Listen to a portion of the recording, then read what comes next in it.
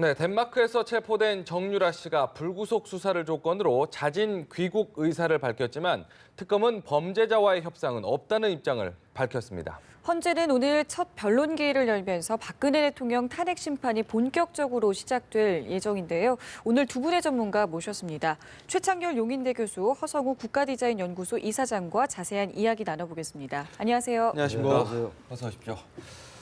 먼저 오늘 정유라 씨 얘기부터 좀 살펴봐야 될 것 같습니다. 아무래도 큰 관심을 좀 받고 있기 때문인데 불법 체류 혐의로 이제 덴마크에서 체포가 됐거든요. 그런데 법정에서 이제 구금 심사를 좀 하기 위해서 법정에 들어가서 잠깐 쉴 때 한국 기자들을 만났다고 합니다. 근데 그 자리에서 엄마가 전부 알아서 한 것이다. 나는 모른다.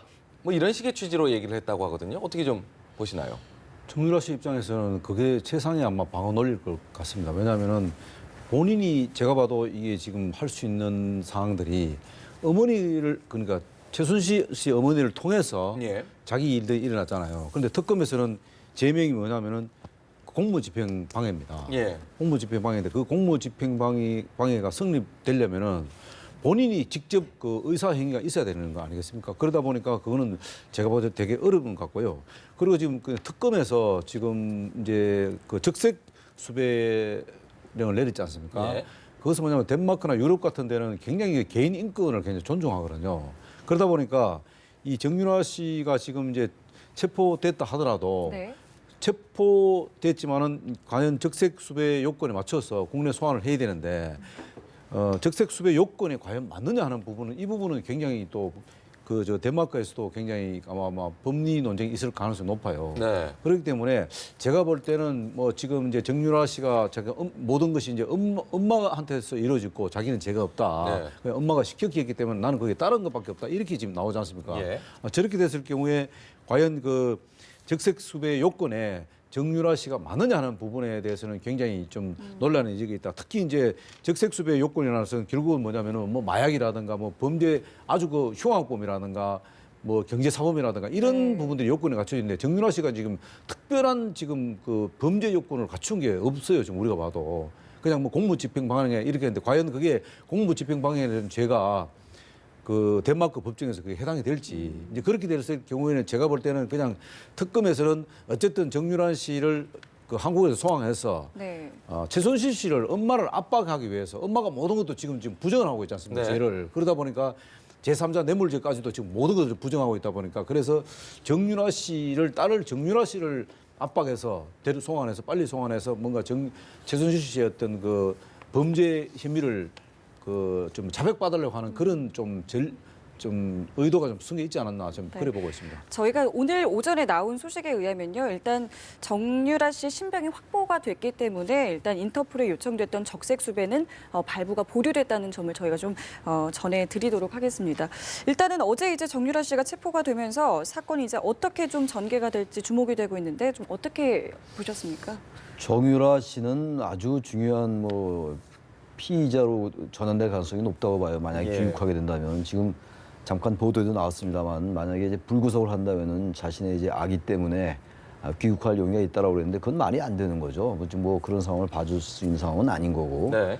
2대 부정 입학 문제라든지 그리고 삼성물산과 제일모직 합병의 대가로 삼성이 이 정유라 씨의 어떤 승마에 관련된 지원, 220억 지원 이런 것들이 굉장히 중요한 지금 헌재와 특검의 그 수사 쟁점들이거든요. 이런 점들에 있어가지고 정유라 씨를 제외하고 수사를 하기가 어려울 겁니다. 아마 지금 이제 언론 보도는 어머니의 어떤 심경 변화를 일으키기 위해서 정유라 씨를 반드시 교육해야 된다라고 얘기를 하고 있습니다. 물론 그런 부분도 굉장히 크다고 봅니다만 예. 정유라 씨 본인도 전 이러한 전반적인 정황을 알 개연성이 높다고 봅니다. 왜냐하면 지난해 8월 달에 모녀가 도피성 출국을 했었거든요. 그리고 이번에 이제 검거가 된 거예요. 지금 이 정유라 씨는. 그리고 2대 부정 입학을 지금 본인은 자신은 몰랐는데 어차피 F가 계속 나왔기 때문에 예. 자퇴가 될 줄 알았는데 이렇게 이제 학적 나오는 이상하다고 얘기하고 있습니다만 이런 것들도 상식선에서 이해가 잘 안 가는 부분이죠. 예. 엄마와 딸이 뭐 이런 부분에 대해서 전혀 대화가 없었다는 그 자체가 잘 납득이 안 가는 부분들이거든요. 예. 따라서 엄마인 최순실의 그 심경의 변화를 통해서 대통령을 위한다기보다도 딸을 위해서 어떤 것을 이제 어떤 뭐 자백을 받아내는 이런 면도 중요하겠습니다만 지금 이 정유라 씨는 업무방해 행위로 지금 이렇게 혐의가 있는 상황이거든요. 그래서 네. 정유라 씨의 그 귀국이 반드시 필요하다라는 생각이 들고요. 그리고 네. 지금 현재 덴마크에서는 4주 구금이 연장이 됐어요. 원래 이제 불법 체류로 하면 72시간이고 불법 체류가 아니라면 24시간 내에 석방을 해야 되는 상황이었는데 네. 우리 한국 정부 요청에 의해서 범죄인도 요청에 의해서 일단 뭐 4주의 구금 시간을 벌었습니다. 보도에 의하면 뭐 이제 상당히 뭐 울음을 네. 터뜨리고 이랬다고 하는데 예. 지금 여러 가지 이대 부정 입학 문제도 그렇고 그 삼성 대가의 문제도 그렇고 말이죠. 그리고 네. 어떤 해외 자금 도피 문제, 더 블루케이에 이제 관련된 부분들 이런 것들도 정유라 씨가 아주 핵심적인 전 뭐 피의자로 전환될 가능성이 높고 굉장히 중요한 그 대상이다라고 보여집니다. 네, 그런데 보면요, 정유라 씨가 사실 뭐 저희가 이제 정유라 씨 그 인터폴 적색수배 내려졌을 때 이제 사실 그 누리꾼들이 다들 예측하기로 정유라 씨가 만약에 체포가 되더라도 분명히 모를 거다. 나도 최순실을 모른다. 이거 우스갯소리로 사실은 얘기를 했었는데 실제로 그렇게 진술을 하고 있거든요. 더더군다나 지금 뭐 정유라 씨와 현지 인터뷰 내용을 살펴보면 독일에 오게 된 것도 사실은 아이를 낳고 나서 어머니랑 너무 많이 싸웠고 관계가 완전히 틀어져서 아무것도 대화도 없었고 뭐 모든 과정을 전부 부인을 하고 있는 상황입니다. 그렇기 때문에 사실 한편으로는 의아스러운 게 그렇다면 같이 왜 어머니랑 독일에서 머물고 있었고 그럼 독일에서는 누구의 돈을 가지고 누구의 어떤 조력을 받고 있었는지 쇼핑할 돈도 없었다라고 얘기를 하고 있거든요. 제가 볼 때는 이제 정유라 씨 같은 경우는 확실하게 한 가지는 확실한 것 같아요. 그러니까 이화여대 그 학사 관리에 네. 공무집행방해, 학사 관리에 부정이 있었는 건 확실한 것 같아요. 네. 왜냐하면 학사 관리라는 것은 학생이 직접 그 교수를 만나갖고 뭔가 자신의 입장을 대변하기 굉장히 한계가 있다. 네. 또 정유라 씨 같은 경우는 거의 뭐 금수저다 보니까 엄마의 행위에 의해서 거의 다 종속적인 관계로 놓여 있었지 않습니까? 네. 그러면 이제 학교 학사 관리에 지금 부정이 개입됐다는 건 뭐냐면 그만큼 엄마가 많이 개입돼 있다는 거예요. 그러니까 최순실 씨가 직접 교수를 만나서 뭐 자기 입장을 전달하는 것은 거의 없었잖아요. 지금 몰랐다고 합니다. 몰랐다고 네. 했으니까. 네. 그러나 어쨌든 중요한 것은 그 학사 관리와 관련해서 본인이 엄마한테 뭔가를 얘기를 했겠죠. 이렇게 했으면 좋겠다. 예. 내 지금 학사 관리가 뭔가 지금 잘못되고 있다. 그러니까 지금 뭐 수업을 듣지 않았는데도 수업을 마치 들은 것처럼 그것을 위장하고 네. 거짓했지 않습니까? 그런 것들이 결국은 뭐냐면은 업무 집행 방해로 학사 관리에 분명히 부정이 있었다는 게 드러났기 때문에 그것만 하더라도 정유라 씨는 일단 범죄 행위 국내 들어오면 범죄 행위가 피해자로 지금 뭐 책에서도 말씀 피해자로 전환될 가능성이 높은데 네. 다만 이제 그 특검에서 지금 이제 정유라 씨가 이제 국내 송환됐을 때게 그런 여러 가지 이제 그 학사 과연 이제 학사 관리의 부정만 볼 거냐 그건 아니거든요. 지금 이제 중요한 것은 정유라 씨가 지금 하고 있었던 그동안 이 승마 관련된 그 승마라는 게 뭐 돈이 1, 2푼 드는 게 아니지 않습니까? 그렇죠. 오죽했으면 삼성이 뭐 200억까지 지원해가면서 그 정유라 씨를 지원했겠습니까? 그렇다면은 그 지원 안 되는 뭔가 대가가 있을 거다 이거죠. 그러나 어쨌든 그 삼성에서는 마치 자기들이 이제 피해자처럼 얘기를 하니까 이게 지금 꼬여버린 거예요. 네. 지금. 그럼 피해자면은 누가 그러면 가해자냐 이 말이죠. 그러면 그 피해자 가해자 사이에서 그럼 이득 보던 사람 누구냐? 이 연결고리를 계속 맞추는 과정에서 최순실 씨가 난 내가 한 게 없다. 이렇게 하니까 뭔가 좀 또 특검에서도 혼란이 생기는 거예요. 그러다 보니까 제가 아까 말씀드린 대로 정유라 씨를 일단 소환해서 네. 정유라 씨 입을 통해서 이 사실 제3자 뇌물죄의 고리를 단추를 빨리 파헤쳐야 되는 거예요. 그래야지 특검이 모든 걸 퍼즐을 하나하나 맞춰가야 되는데 자 정유라 씨도 나는 모든 죄가 없다. 다 범죄 부정하지 않습니까? 또 거기다가 최순실 씨도 모든 걸 부정해버리고 예. 그러면 누가 했다는 거예요 이게. 전부 이제 입을 통해서 만들어져야 되는데 그렇다고 해서 국정조사에서 밝혀진 것도 하나도 없잖아요. 네. 그러다 보니까 이제 특검에서는 지금 좀 바쁘다.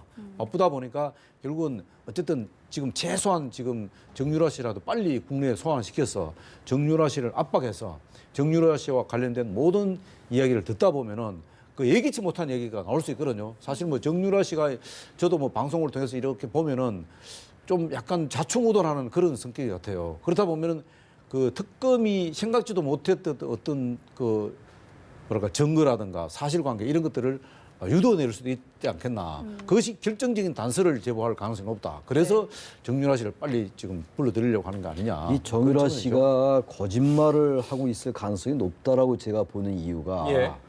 지금 이화여대 유철균 교수가 이제 오늘 구속 여부가 결정이 돼요 오후에. 유철균 교수의 말에 의하면 필명 뭐 이인화라고 이유라고 나와 있는데 네. 이 사람 말은 김경수 전 이대 학장이죠. 이대 그 신윤학 복합대학장인가요? 김경수 교수 뭐 청문회 때 나왔던 그 사람이에요. 그 사람이 그 세 번이나 부탁해서 정유라 씨 모녀를 만났다라고 얘기를 하고 있잖아요. 그러면 이거 뭐 부정입학에 관련된 것도 그렇고 학점 취득 과정도 그렇고요. 네. 거의 다 알고 있을 겁니다 아마. 네. 어떻게 딸한테 얘기 안 하고 딸은 당연히 학교를 그만두게 될 줄 알았는데 모르고 엄마가 다 만났다는 게 말이 됩니까? 그렇죠. 네. 지금 이 최순실 씨도 전부 거짓말이고 거의 그렇게 뭐 제가 뭐 단정할 수 없다 하더라도 네. 그렇게 거의 추정되는데 지금 이 딸도 거의 거짓말할 가능성이 높아요. 지금 얘기하는 거 보니까. 네. 네. 지금 모든 것들이 굉장히 좀 빠르게 진행이 되다 보니까 이 류철근 교수 같은 경우도 오늘 새벽에 이제 구속영장이 발부됐다는 점을 이미 다시 구속이 한번 됐습니까? 예. 됐습니까? 네, 네, 이미 예, 제각이 됐습니다. 굉장히 네. 좀 빠르게 진행이 되다 워낙에 보니까 복잡한 게 많이 예, 돌아가다 계속 보니까. 정정을 해야 될 게 생기고 있는 것 같은데요. 네네. 일단은 지금 말씀하신 것처럼 국내 송환이 굉장히 중요한데 정유라 씨가 아들 문제를 거론하면서 불구속 수사를 받게 된다면 당장이라도 오겠다라고 이야기를 했거든요. 이 부분은 좀 어떻게 들으셨습니까? 근데 그게 이제 특검에서도 이야기하지 않습니까? 범죄인하고 이 협상이 할수 없다 없다고요. 이렇게 예. 했는데 제가 볼 때는 그 지금 이런 여러 가지 지금 상황들을 볼 때는 이제 덴마크 법원에서 이제 정유란 씨를 이제 범죄 한국에서 요청해서 바로 해줄 거냐 하는 부분이거든요. 이런 부분들은 범죄 요건이 구성이 되지 않으면은 제가 볼 때는 굉장히 어렵지 않겠나. 왜냐하면은 그 기억나시는지 모르겠는데 유선나 씨라고 유선나 유명은 씨, 예? 있죠. 그 딸이지 않습니까? 그 부분도 아직도 해결이 못하고 못 들어왔지 않습니까? 예. 그거는 뭐냐면은 제가 볼 때는 이것을 꼭 범죄인 뭐 인도조약 무슨 그 법무부를 통해서 이런 것보다는 이것은 어디까지나 제가 볼 때는 그 정치적인 문제를 그러니까 외교적인 문제를 해결해야 된다고 봅니다. 외교적으로 덴마크 외교부가 한국 외교부가 만나서 이 지금 대한민국에서 벌어지고 있는 이런 여러 가지 지금 국정농단과 관련해서 정유라 씨가 반드시 돌아야 된다.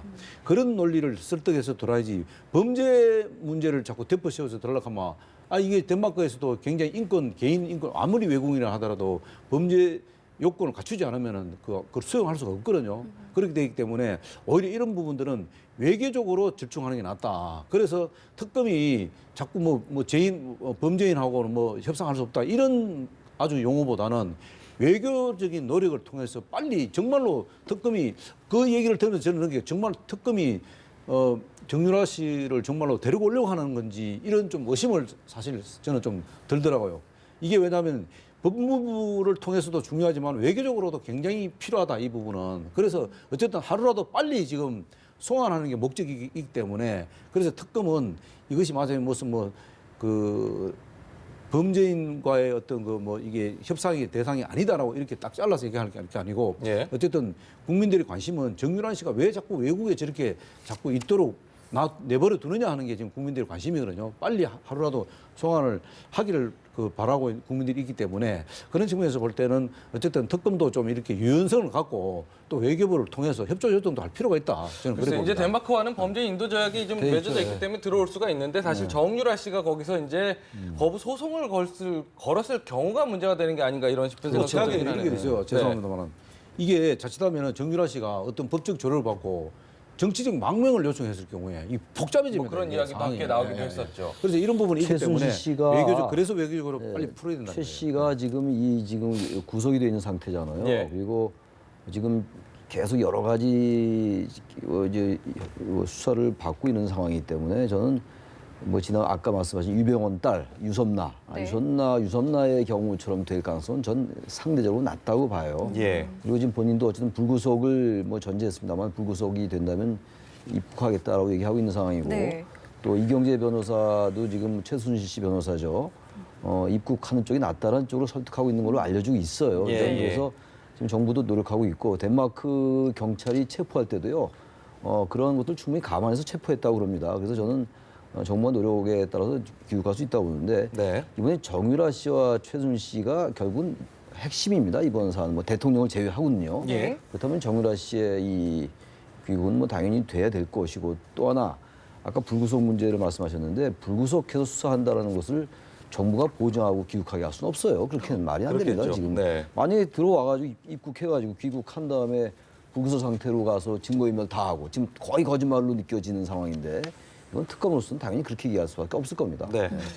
알겠습니다. 그런 가운데 오늘 이제 오후죠. 박근혜 대통령 탄핵 심판 첫 변론이 열립니다.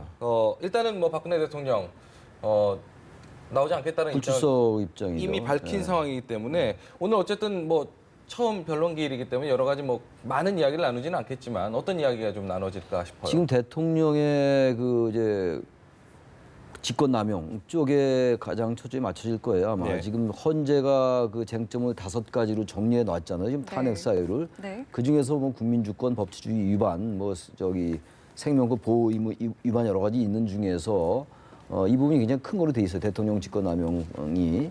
근데 오늘 대통령이 불출석하기 때문에 그렇게 오랫동안 이 심리가 될 수가 없는 상황일 것 같아요. 예. 과거 2004년도에도 노무현 대통령이 불출석할 때 그때도 뭐 10분, 뭐 몇 시, 15분 금방 15분 이내에, 정도에 네. 끝났었잖아요. 네. 오늘은 아마 이제 양측 간에 그러한 어떤 서로의 주장을 이제 들어보고 5일날 내일 모레 또 변론길이 있거든요. 네. 예. 그래서 이제 내일 속도감 있게 모레 진행이 계속 되는 이제 것 같아요. 5일날 있고 또 10일날 있고 그렇습니다. 네. 모레는 이제 그 이른바 문거리 3인방 중에 2명, 이재만 전 비서관과 안봉원 전 비서관 등등 4명이 또 출석하게 돼 있어요. 그 사람들 네. 증인이기 때문에 예. 네. 만약에 불출석하면은 이 사람들은 이제 강제 구인할 수가 있는 거죠. 네. 대통령은 좀 다른 상황입니다. 어쨌든 오늘 대통령에게 제기된 여러 가지 어떤 뭐 아까 잠깐 얘기 나왔습니다만 삼성물산과 제일모직 합병 과정에서 어떤 대가성이 있었느냐 이런 부분들 그리고 이제 문건 유출 부분 이런 것들에 대한 전반적인 양측의 그 청구인과 비청구인 측의 그러한 것들이 아마 오고 갈 건데 그렇게 오래 걸리지 않을 것 같긴 합니다. 네. 저 오늘은 그래도 뭐 시간은 없지만은 오늘은 뭐 그때 탐색전으로 갈 가능성이 높지만 그래도 제가 볼 때는 그 청구인 측 국회 쪽에서 이제 청구인 측에서는 그 어쩌면은 그 1월 1일 날 대통령 그 긴급 기자회견 그와 관련해서 뭔가 좀 그 변론할 가능성이 높다. 네. 왜냐하면 대통령께서 지금 뭐 모든 것을 다 부인했지 않습니까? 네. 네. 그 부인한 것은 뭐냐면은 국회에서 탄핵을 가게 시킨 데 대한 부정이라고 봐야 되잖아요. 그렇다면은 청구인 측의 어떤 입장이 굉장히 좀 강하게 어필할 가능성이 높다. 저는 오늘 아무리 이제 탐색전이라 하더라도 네. 이 좀 그 청구인 쪽에서 뭔가를 그 대통령의 어떤 기자간담회의 어떤 내용, 이야기 이런 것들을 아마 전반적으로 반박할 가능성이 높고 특히 이제 세월호 7시간에 동안에 대통령이 계속 뭔가를 그 지시를 받고 관저에서 일을 했다는 거거든요. 그렇다면 왜 그러면 관저에 그 이런 그 집무실에 가지 않고 관저에서 있었느냐. 그러면서 거기서 한 가지 좀 중요한 쟁점이 뭐냐면은 대통령이 그 세월호 사건뿐만 아니고 다른 일도 같이 봤다는 거거든요. 그러면 그날 사실 세월호 사건 당일날 세월호 사건보다 더 엄중한 무슨 그 국가적으로 중요한 일이 있었냐 하는 부분 그게 뭐냐 뭐 이런 식으로 뭔가 청구인 쪽에서 아마 그 이의를 제기할 가능성이 높고 뭔가 반론을 펴지 않겠나 좀 네. 그래 보고 또 있습니다. 하나 첨언을 한다면요. 공무원 아까 권한남용 제가 말씀드렸잖아요. 오늘 대통령 직권남용, 권한남용 그것이 결국 헌법에 있는 공무원 임면권남용이에요. 임명과 파면, 임면권남용 임면권남. 이런 것들 예. 아마 이제 오늘 공방이 오고 갈 것 같습니다. 네. 근데 또 반대로 생각을 해보면 박근혜 대통령이 이제 자신의 어떤 혐의에 대해서 굉장히 좀 조목조목 반박을 했기 때문에 대리인단도 좀 공격적으로 나오지 않을까 싶기도 한데요. 그 대통령이 1월 1일 날 그저께 뭐 이른바 긴급 기자간담회, 뭐 기자간담회라고 저는 부를 수가 없어요. 어떻게 기자들이 아무것도 안 갖고 들어간 그런 기자간담회가 있습니까? 메모만 허용을 했는데 일단 뭐 이 사실상 기자간담회라고도 얘기들 하니까 뭐 그렇게 인용하기로 하고 기자간담회에서 대통령의 발언을 보면은 거기다 부인을 했는데 네. 이게 또다시 1월 첫날부터 국민들에게 또 공문을 사고 있는 겁니다. 얘기되고 있는 것들에 대해서 지금 변론기일 이틀 앞두고 네. 일종의 공개 변론 같은 성격이었잖아요. 예. 그러니까 말하자면 오늘 출석을 하지 않는 대신에 예. 어떤 그 헌재에다가 자신의 입장을 강하게 얘기하는 거라고 해석할 수밖에 없어요. 네. 그리고 보기에 따라서는 또 이런 전반적인 앞으로 특검 수사에 있어가지고 다른 피의자들 많이 있잖아요. 지금 그 사람들에 대한 어떤 뭐 일종의 가이드라인 같은 거라고 예. 해석할 수 있을 것 같고. 네. 예. 근데 그러한 것들이 특검이 밝혔다시피 이 헌재의 전 뭐 탄핵 심판에 전 거의 영향을 줄 수 없다고 생각합니다. 특검 네. 수사에도 마찬가지. 워낙 조리가 없고요. 그리고 어떤 주장이만 있을 뿐이었지 어떤 팩트라든지 사실관계라든지 어떤 증거를 제시하면서 지금 얘기되고 있는 언론의 보도가 잘못됐다라고 얘기하지 않았어요. 네. 그냥 일방적으로 언론의 보도나 방송이나 이런 것들 얘기 소문 이런 것들이 다 허위고 남발이고 이렇다라고 얘기를 했기 때문에 네. 전혀 어떤 뭐 대통령의 입장을 옹호나 변호하는 쪽에 뭐 그런 의도가 있었는지 모르겠습니다만 네. 별로 도움이 되지 않았다고 보여집니다. 그런데요, 도움이 되지 않았다라고 얘기하는데 지금 저 박근혜 대통령 측에서는 추가 간담회를 좀 검토하고 있다라고 얘기합니다. 이것이 어떻게 판단을 했을까요? 긍정적인 효과가 있었다라고 판단하는 걸까요? 어떤 걸까요? 뭐 긍정적인 판단보다는 제가 볼 때는 일단 대통령이 사실 변명할 수 있는 좀 변명이라보다는 얘기할 수 있는 타이밍을 사실은 이미 놓쳐버렸잖아요. 여러 차례 기회가 여러 차례 놓쳤거든요. 예를 들면 11월 29일 날 3차 대국민 담화 할 때 그때도 좀 구체적으로 얘기가 나올 거라고 생각했는데 전혀 나오지 않았죠. 그리고 또 12월 9일 날 사실 그래서 탄핵이 이제 가결이 됐잖아요. 그 사이에 시간이 상당히 좀 있었다. 그 사이에 있었는데도 불구하고 그 타이밍을 놓쳤잖아요. 네. 결국 이제 1월 1일 날 얘기를 하려고 했던 것은 과연 그럼 왜 갑자기 기자회견을 자청했느냐. 네. 물론 최 교수님 말씀하신 대로 이게 반말이 기자회견은 아니다라고 하더라도 대통령 입장에서는 뭔가 얘기를 해야 되겠다. 네. 왜냐하면 탄핵의 어떤 사실 지금 헌재에서 재판 날짜는 자꾸 다가오고 탄핵이 일정이 빨라진다는 얘기도 계속 나오지 않습니까? 네. 이러니까 뭔가 대통령도 대응을 해야 되겠다. 하는데 1월 1일 날 자연스럽게 일단 1차적으로 하고 네. 그다음에 지금 여론 추이를 좀 보다가 예. 지금 이번 토요일 날도 또 이제 촛불식 있지 않습니까? 촛불식뿐만 아니라 또 태극기 또 시위도 같이 있단 말입니다. 이런 상황들을 보면서 뭔가를 좀 반전을 기할 수 있는 그런 좀 적극 대응을 하기 위해서 하지 않겠나. 그리고 여론을 뭔가 좀 이렇게 좀 되돌려 보려는 그런 시도를 아마 하려고 하는 그런 의도도 상당히 깔려 있다. 저는 그렇게 보는 거죠. 그럼 이사님 판단에는 지난 1월 1일 그 기자간담회 신년 인사회가 어떤 효과로 이어졌다, 어떤 효과로 좀 결과적으로 어떤 있다고 판단을 하시나요? 저는 이제 그날 얘기 중에 가장 하이라이트가 뭐냐면 이에요. 누구와도 공모하거나 누구를 봐주기 위해서 한 일은 손톱만큼도 없다. 네. 이거였다고 봐요. 이거는 뭐냐면은 내가 한 이야기는 모두 곧 통치행위다. 네. 어떻게 통치행위가 죄가 될 수 있느냐. 그리고 최순실 씨하고는 그냥 지인이다. 이렇게 얘기했단 말입니다. 네.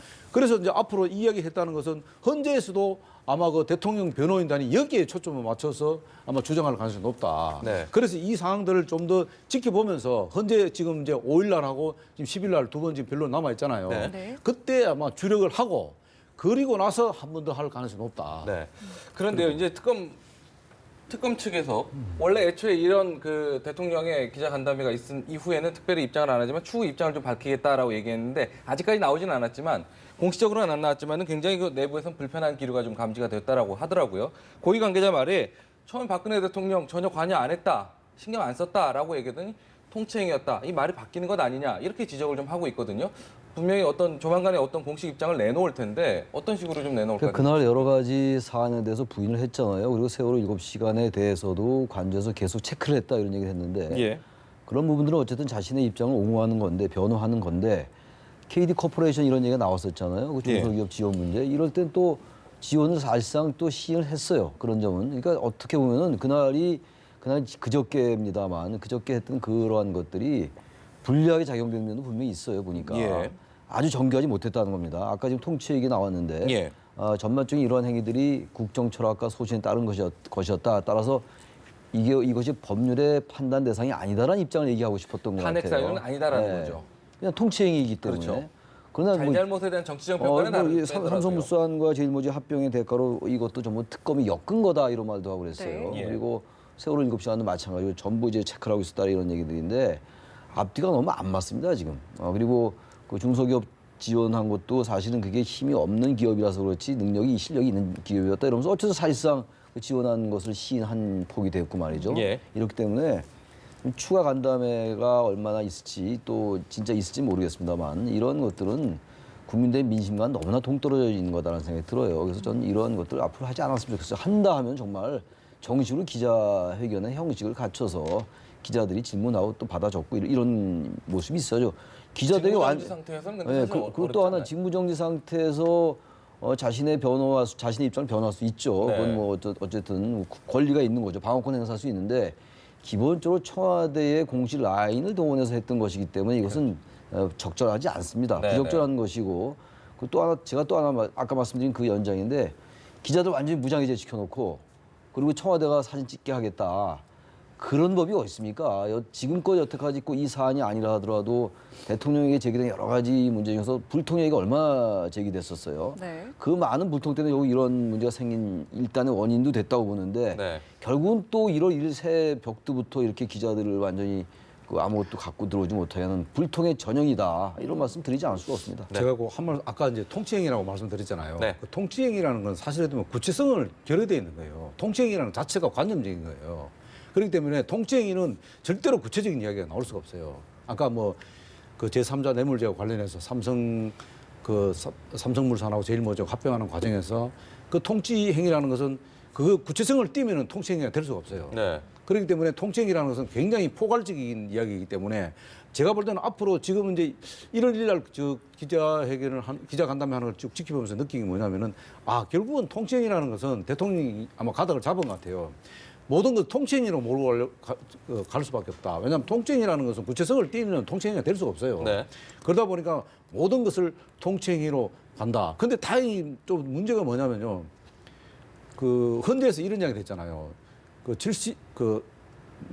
세월호 사건 그날 당일날 네. 시간대별로 구체적으로 뭘 했는지 제시해달라고 얘기했거든요. 네, 네. 거기에 대해서는 아직까지 지금 특별한 대답을 안 해놓고 있거든요. 근데 네. 기억을 지금 되살리고 있다. 이 정도만 이야기했단 말이에요. 그래서 어쨌든 제가 볼 때는 앞으로도 대통령은 통치 행위로 계속 몰아갈 가능성이 높다. 과연 그 통치 행위를 갖고 헌재에서 어떻게 해석할 거냐. 그러면 이제 법률적인 위반은 사실은 좀 어렵다. 제가 볼 때는. 그렇다면은 헌법 위반에 지금 문제가 생길 가능성이 네. 그거와 법률적인 다툼이 있지 않겠나. 그렇게 보는 거죠. 알겠습니다. 지켜봐야 될 것 같습니다. 네, 국회 소식도 좀 짚어보겠습니다. 저희가 이 말씀 중에 지금 하단 자막 계속 나오고 있는데요. 임명진 비대위원장이 이런 이야기를 했습니다. 인적 쇄신이 시작이 돼야 한다. 안 되면 전진하지 못한다. 라면서 새누리당에 죽을 사람이 나와줘야 하고 악성 종양은 수술을 해야 한다라는 발언을 했는데요. 어제 이정현 대표가 탈당하지 않았겠습니까? 글쎄 지금 이제 그 임명진 비대위원장이 발언의 수위가 굉장히 높습니다. 네. 굉장히 세네요. 악성 종양을 도려내야 된다 이런 말 하고 있는데 네. 글쎄 저는 저 말에 그 상당한 의미가 있다고 보는 게 지금 네. 이정현 전 대표가 탈당을 했지 않습니까? 예. 네. 때늦은 감이 있는 거죠. 뭐 진작 탈당하는 게 맞는 거였고 지금 이제 이정현 대표 전 대표 탈당하고 난 다음에 지금 서청원 의원, 서청원 전 대표, 최경환 의원 이런 분들 얘기가 나오고 있는 거예요. 윤상현 의원 그리고 뭐 조원진 의원 이런 분들 이른바 친박 핵심들 얘기가 나오고 있는 건데 역시 용어가 무엇이 됐건 발언 수위가 어찌 됐든 간에 새누리당은 지금 제가 말씀드린 그러한 분들 뭐 제가 말씀드린 게 아니라 언론에서 얘기하고 있고 사실 뭐 자타가 다 인정하는 부분일 겁니다. 아마 이런 예. 분들이 인적 청산이 되지 않는다면 인적 쇄신이 되지 않는다면은 어떠한 이른바 개혁 정책을 설령 내놓는다 하더라도 국민들에게 다가갈 수 없을 것이다. 왜냐하면 지금 이 정권이 이렇게 되고 대통령이 저렇게 완전하게 몰락한 상황은 완전하게 새누리당한테 책임이 완전 공범이에요. 예. 지금 뭐 비박은 뭐 탈당을 해서 개혁보수신당을 꾸리고 있습니다만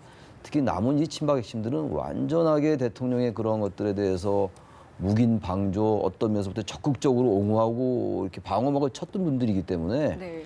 이런 분들이 일단 나가야 됩니다. 나가지 않고 한 발자국도 나갈 수 없다. 그래서 임명진 저 비대위원장의 저 말은 정확하게 맞는 말이라고 보여지는 것이고 단지 지금 최경환 의원의 경우는 절대 나올 수 없다. 당을 지키겠다는 네. 입장이고 서청원 의원은 일단 나가긴 나가되 일단 당을 수습한 다음에 나가겠다는 그런 입장이긴 합니다만 아무튼 새누리당이 또다시 한 번 더 내용에 휩싸일 가능성이 높아요. 1월 6일 날까지 나가지 않으면 이제 그 임명진 비대위원장이 네. 자신이 거칠 결정하겠다는 입장을 지금 견제하고 있는 상황이기 때문에 그러니까요. 그걸 지켜봐야 될 것 같습니다. 무엇보다 중요한 게 시한을 정해 놨다는 거 아니겠습니까? 그럼 어쨌든 임명진 비대위원장과 친박 주자들, 친박 대표들과 어쨌든 무언가 이렇게 일전이 벌어질 수밖에 없는 둘 중에 하나는 나가 떨어질 수밖에 없는 상황이 임박해 왔다 이렇게밖에 볼 수 없는 상황이거든요. 제가 볼 때는 임명진 목사가 나와야 할 상황이 생길지도 모른다. 네. 왜냐하면 1월 6일 날까지 시한을 정해서 답을 달라고 했지 않습니까? 예. 그리고 1월 8일 날 기자회견을 하겠다. 거기에다 답을 내놓겠다 이랬는데 지금 예. 이제 어쨌든 뭐 지난번에도 제가 잠시 언급했습니다만은 지금 그 암 환자가 의사의 말을 듣지 않고 나는 수술하지 않고 그냥 살겠다. 적당히 살다 죽겠다. 예. 이렇게 하면 방법이 없거든요. 그리고 지금 그 이정현 대표가 지금 사퇴하면서 뭐라고 했냐면은 내 한 사람이 책임지고 물러나서면 됐다. 네. 나머지는 일단은 다 물러나게 하는 것은 너무 너무한 거 아니냐 뭐 이런 식으로 좀 적당하게 네. 안이한 얘기를 적당한 선에서 뭐 임명진 목사하고 친박하고 남은 친박들과 적당한 합의를 좀 해서 네. 적당히 떼어 넘어갔으면 좋겠다 뭐 이런 얘기를 하고 있거든요. 네. 이것은 임명진 목사의 본래의 어떤 성격에도 맞지도 않아요. 네. 그럼 그런 걸 적당하게 합의했다면 저분이 들어왔겠냐 이거죠. 저분은 절대로 그렇게 하려고 들어온 건 아닐 것 같아요. 지금 발언 수위만 봐도 그 정도 마음가짐은 아닙니다. 아닌 것 같죠. 예, 예. 네. 그리고 자기 어떻게 보면은 뭐 최경환 지금 뭐 그 의원 같은 경우는 뭐 억울할 수도 있겠죠. 네. 그러나 최경환 의원 같은 경우는 사실 박근혜 정부에서 본인이 자장이라 그랬잖아요. 그럼 자장이 안 물러나면 누가 물러납니까? 물론 본인이 억울하겠죠. 나는 한 것도 없는데 왜 박근혜 대통령 내가 책임을 져야 되냐. 하지만은 그러나 박근혜 대통령의 사실 뭐 어떻게 보면 호위무사까지 한 것도 아니겠습니까? 네. 그렇다면 호위무사라는 게 뭐예요? 주군이 지금 저렇게 돼 있으면 거기에 대한 책임을 져야 될 거 아닙니까? 그렇다면은 사실 어떻게 보면은 친박들은 이선 후퇴가 문제가 아니에요. 네. 일단은 임명진 목사가 요구하는 대로 따라줘야 됩니다. 그러고 나서 설사 임명진 목사가 당을 해체하더라도 어쩔 수 없는 거예요. 그리고 나서 다음을 도모를 할 수 있는 거예요. 왜냐하면 의원직을 완전히 뭐 버리고 정교퇴하는 게 아니잖아요. 네. 그럼 탈당을 했다가 나중에 어떤 상황이 또 돼서 환경이 조성되면은 어떤 비박도 그렇게 되면 탈당의 명분이 없지 않습니까? 지금 또 비박도 존재감 자체도 지금 미미하잖아요. 그렇다면은 어떤 제3지대가 만들어진다든가 비평지대가 만들어지면은 그때 보수 대통합을 한다든가 이럴 때 다시 모인다든가 물론 뭐 그때도 상당히 엄선을 해서 받아들이겠지만 예. 그러나 그런 기회가 있기 때문에 지금은 국민들의 눈높이에 맞는 그런 인적 쇄신이 필요하다. 국민들의 눈높이에 맞는 인적 쇄신이라는 것은 임명진 목사가 요구한 대로 갈 수밖에 없다. 갈 수밖에 없다 하셨는데 앞서서 말씀하신 건 그래도 임명진 비대위원장이 나가 떨어질 것 같다라고 전망을 하셨어요. 안 되면 저분은 나올 뿐이에요. 저거밖에 없겠다 이런 생각이시군요. 만약에 그러면은 지금 말씀하신 것처럼 임명진 비대위원장이 나오게 되면은 집단 탈당 또 한 번 일어나지 않겠습니까? 또 뭐 그럴 가능성은 없다고 봅니다. 게다가 이제 반기문 뭐 전 유엔 사무총장이죠. 1월 12일 날 귀국한다라고 하잖아요. 그렇다면 네. 반기문 총장이 전 총장이 귀국하면은 당내에 있는 새누리당 내에 있는 만약에 그러한 부분이 전제된다면은 예. 이른바 친박 핵심들이 거취를 결정하지 않는다면 그러한 상황 속에서는 충청권 의원들뿐만이 아니라 상당히 많은 수의 초재선이 이탈할 가능성이 높아요. 예. 전 지금 이러한 논의가 과연 의미가 있느냐고 느껴질 정도예요. 예, 왜냐하면 이분들은 일단 우리 뭐 허성희 사장이 충분히 설명을 해주셨는데 제가 네. 또 첨언할 건 없는데 이 상황 속에서 도대체 당에 남아 있는다는 게 정치인으로서도 의미가 과연 있을까라는 생각이 들어요. 저는 국회의원이 아니라서 모르겠습니다만 예. 서청원 의원이 그런 말씀을 하셨더라고요. 임기가 3년이나 남은 국회의원을 이렇게 나가라고 그러면 이게 아니지 않느냐. 그리고 뭐 임명진 위원장도 사실 아니 그 정우택 원내대표도 그런 얘기를 했어요. 이게 언론이 지금 정치적 살인하고 있다 이렇게 얘기를 했는데 지금 뭐 지금 최순실 얘기 아까 끝났습니다만 최순실 박근혜 대통령도 그렇고 지금 새누리당의 정우택 원내대표도 언론 탓을 너무들 하는 것 같은데 아무튼간에 지금 이렇게 해서 버텨서 어디까지 버틸 수 있을 것이며 예. 결국은 정치는 국민들의 직접 선거에 의해서 선출되는 권력들 아닙니까? 위임된 권력들인데 이런 가장 기본적인 것에 대해서 간과하고 있는지 도저히 이해가 안 갑니다. 저 개인적으로는. 예. 그리고 또 친박이 지금 이제 임명진 목사가 이 인적 쇄신을 강도 높게 지금 요구를 하는데도 불구하고 끝까지 버티는 이유가 그 버틸 때는 버티는 이유가 있을 거 아니에요. 제가 볼 때는 아마 이런 것 같아요. 지금 어차피 이제 TK, PK는 분화될 수밖에 없는 거예요. 대선 임박해서. 그러면은 이 이제 친박 사람들만 갖고 TK를 중심으로 하는 그 과거의 옛날 자민련이나 뭐 자유신당처럼 그런 그 지역을 그 TK를 기반으로 한 지역 정당으로 전락되더라도 그래도 그 친박들은 그것을 중심으로 해서 뭔가를 새로운 길을 도모하려고 하는 그런 생각을 갖고 있는데 옛날에 과거처럼 그 JP가 끌었던 자민련이라든가 또 이해창 총장이 끌었던 자유선진당이라든가 그때하고 지금하고는 이게 상황이 너무 엄중하다는 거예요. 네. TK도 저는 이제 이 선거하는 여러 가지 과정들을 보면은 TK가 과거에는 굉장히 야당적이었어요. 예. 근데 이제 어느 날 갑자기 여당적으로 바뀌면서 지금까지 계속 여당의 모습을 지켜왔는데 일단 TK라는 지역은 한 번 이렇게 마음이 바뀌잖아요. 그러면 그걸로 끝이에요. 돌아가 버립니다. 돌아가기 때문에 지금 그 친박이 원하는 그런 과연 당이 될 수 있느냐. 오히려 그 친박이 자칫하면은 그 친박을 TK를 중심으로 친박을 꾸리려 하다가 정말로 국민들한테 지탄받는 TK 지역에서 지탄받는 그런 친박으로 전락될 가능성도 그러면 정말 갈 데가 없어요. 예. 그렇다면 그래도 마지막 희망이라는 것은 임명진 목사가 저 위원장이 와서 네. 지금 그 인적 쇄신을 통해서 새로운 그 새누리당의 모습을 그래도 리모델링 하려고 하는 그나마 좀 예정이 있고 네. 가능성이 있기 때문에 리모델링 하려고 하는지 거기에 만약 따라주지 않다면은 뭐 생명이 다 하는 거죠. 네. 그러니까요. 지금 임명진 비대위원장이 어쨌든 무언가를 좀 쇄신하고 바꿔보려는 의지는 굉장히 강한 것 같습니다. 특히나 또 하나는 앞서서 얘기했지만은 반기문 전 유엔 사무총장 같은 경우도 서로 못 데려와서 사실은 어떻게 보면 좀 경쟁을 좀 벌이는 와중인데 반기문 전 유엔 사무총장과 관련해서 성공한 외교가 아니다. 다만 정치는 다르다. 와서 분명히 검증을 받아야 된다. 이렇게 얘기를 하고 있거든요. 선도 어느 정도 좀 긋고 있는 것 같고요.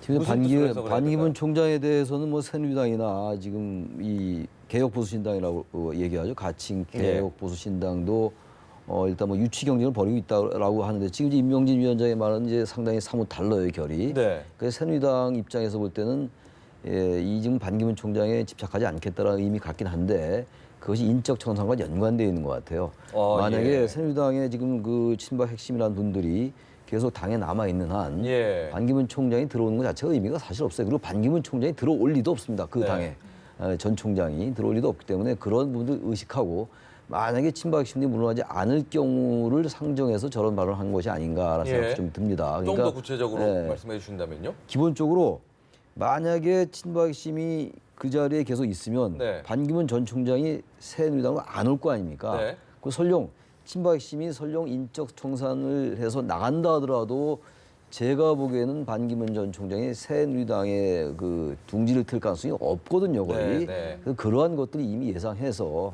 그렇게 얘기한 것이 아닌가 그러니까 일말의 보여집니다. 기대를 갖고 있는 친박 의원들에게 네, 기대를 기대를 꺾어라. 꺾고 이런 그리고 취지라. 어쨌든 당이 이렇게 되면 안 된다는 것과 같이 네. 두 가지 포석이 다 있는 거예요. 그리고 또 하나 알겠습니다. 저희가 시간이 다 되세요. 네, 알겠습니다. 두 분 말씀 오늘 여기서 마무리 짓겠습니다. 고맙습니다.